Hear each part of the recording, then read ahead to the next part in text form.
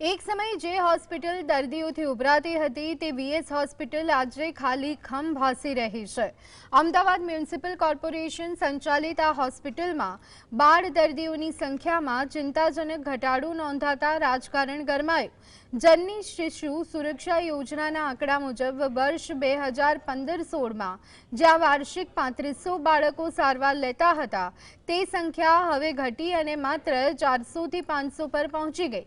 નિઃશુલ્ક સારવારની યોજના હોવા છતાં દર્દીઓનો આ ઘટાડો અનેક સવાલો ઊભા કરે છે।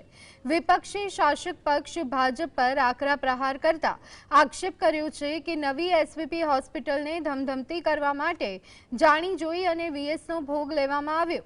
વીએસ બંધ નહીં થાય તેવા વાયદા કરનારા નેતાઓ હવે તેનું શટર પાડી દે તેવી સ્થિતિ સર્જાઈ છે। શું ગરીબ દર્દીઓની આ લાઇફલાઇન સમાન હોસ્પિટલ હવે ઇતિહાસ બની જશે?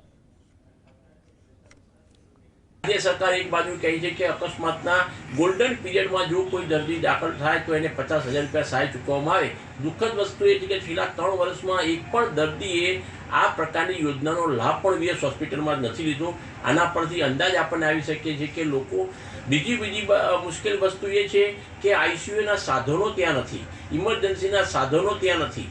વીએસને ખંડેર કરીને એમના માલિતુજારને એમના મળતિયા લોકોને સાચવવા માટે એસવીપીનું નિર્માણ કર્યું છે અને વીએસની ખંડેર હાલત આ લોકોએ કરી નાખી છે।